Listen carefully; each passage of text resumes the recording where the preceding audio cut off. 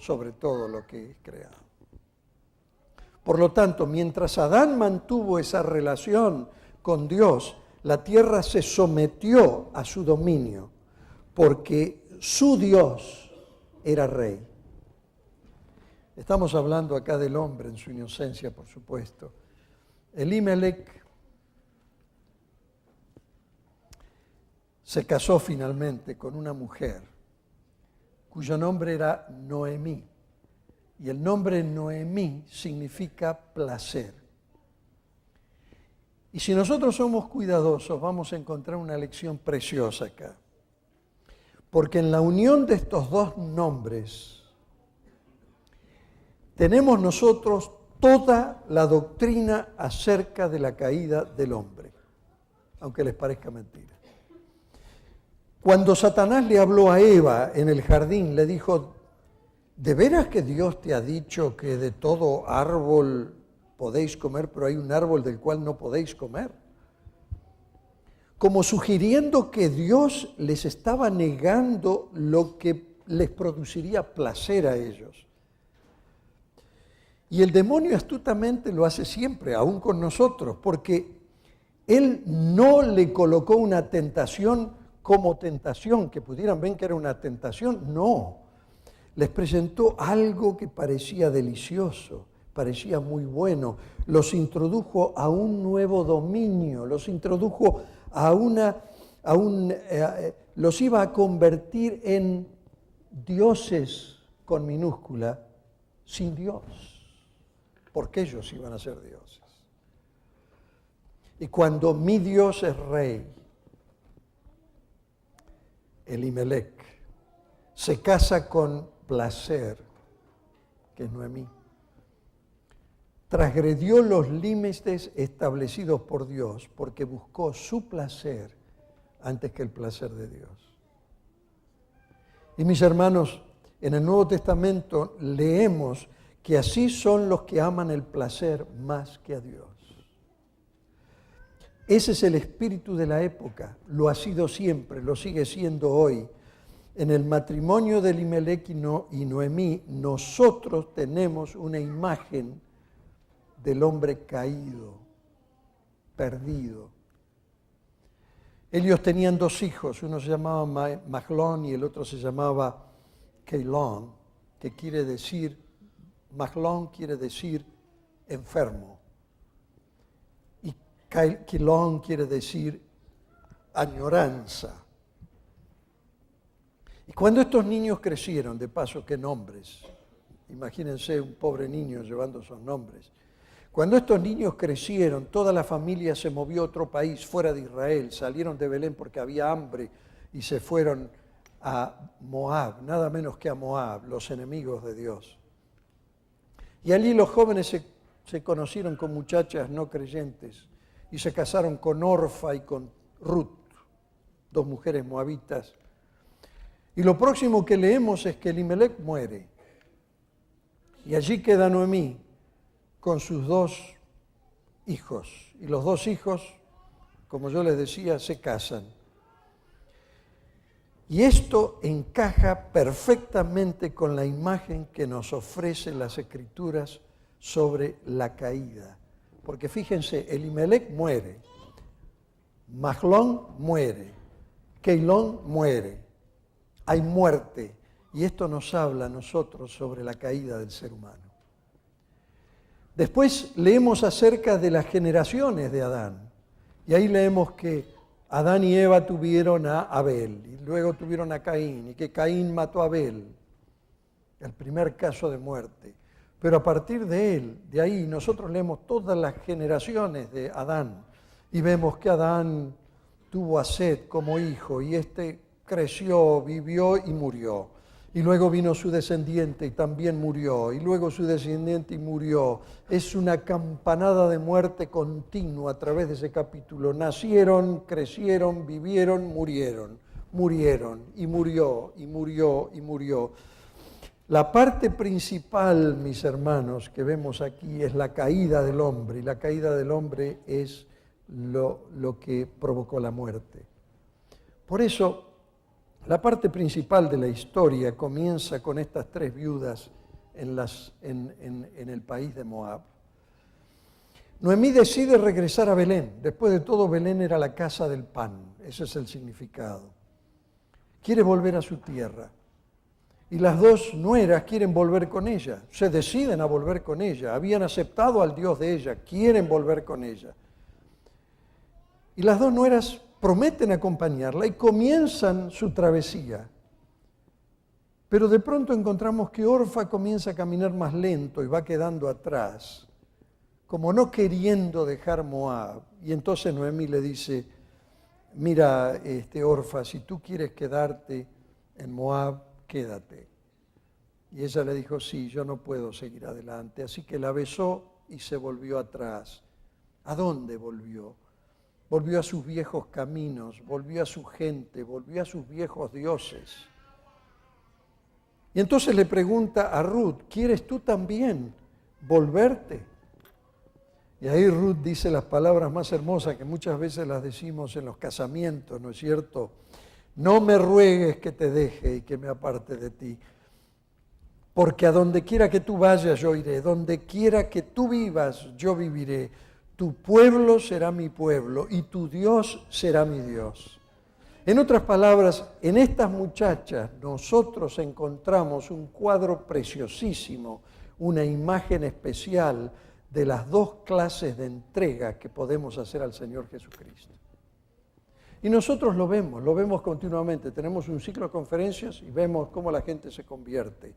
Y tomemos un ejemplo de dos personas que se convierten. Aparentemente las dos son iguales. Lo hacen, las decisiones parecen iguales, la entrega parece igual, la circunstancia parece igual. Cuando nosotros miramos a estas dos personas es una decisión igual. Cuando yo los bautizo yo no me doy cuenta de nada. Para mí los dos tomaron una decisión. Una de ellas es una entrega emotiva, es una entrega en un momento que se siente emocionalmente motivada y atraída superficialmente posiblemente por el Señor Jesús, por algo que espera obtener mediante esa entrega. Nadie sabe lo que hay en el corazón. No hay un encuentro real con el Señor allí adentro en el santuario de su Espíritu. Y en ese momento nadie se da cuenta, yo no me doy cuenta, que esa clase de entrega no es una entrega verdadera, porque las dos son muy parecidas. Las dos desearon entregarse al Señor Jesucristo, las dos quisieron bautizarse, pero al seguir las vidas de ambas, una comienza a quedarse lentamente atrás.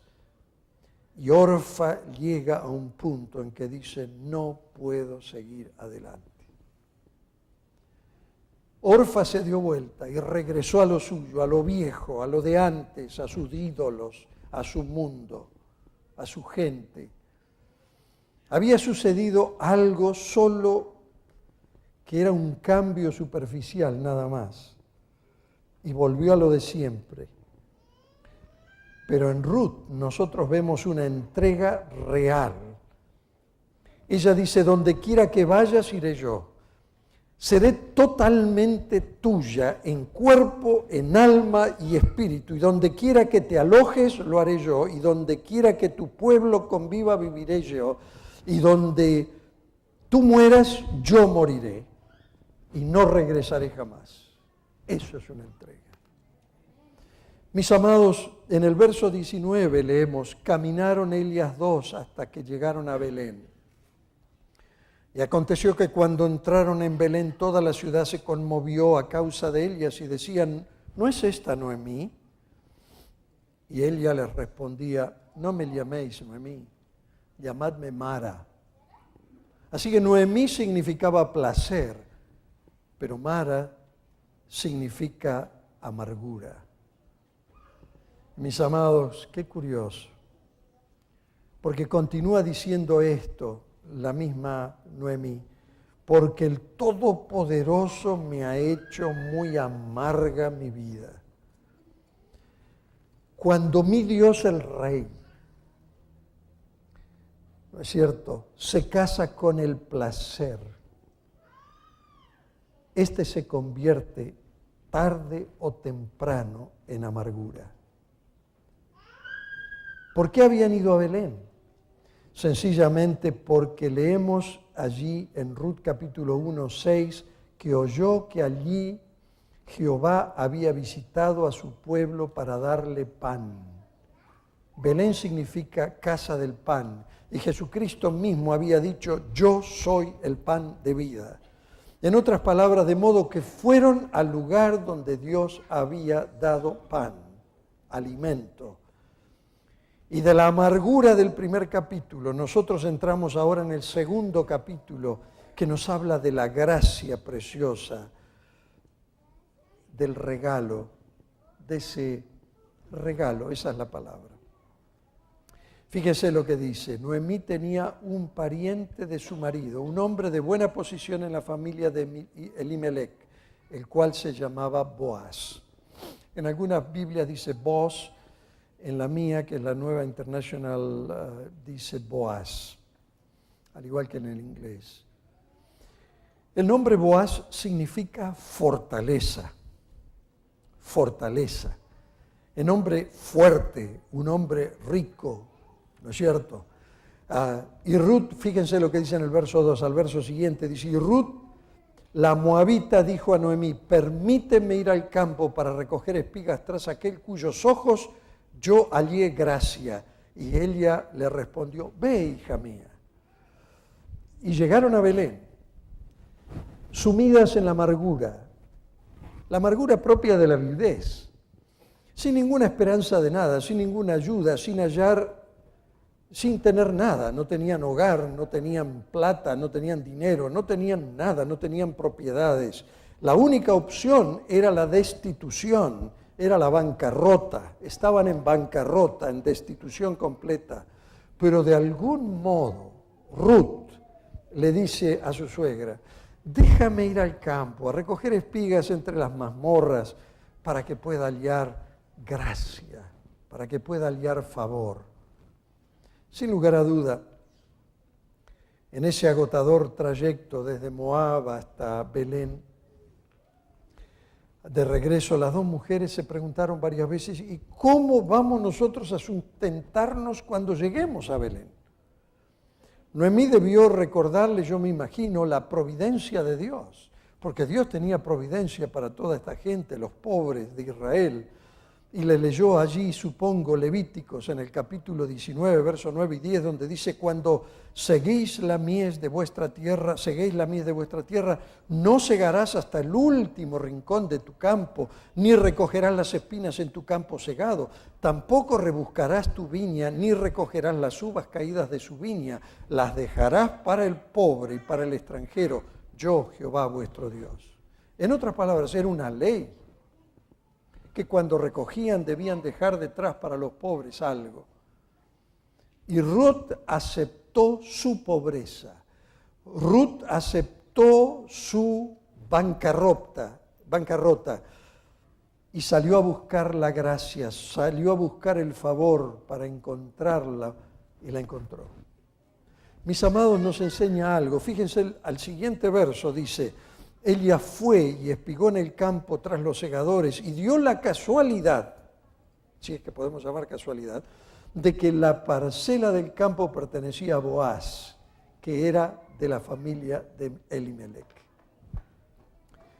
Saben, leo este texto porque yo me pregunté tantas veces, ¿hemos nosotros descubierto alguna vez la manifestación de la gloria de Dios en nuestras vidas? Y pensando que había sido una casualidad, no había sido una casualidad, era la misericordia de Dios que nos alcanzó.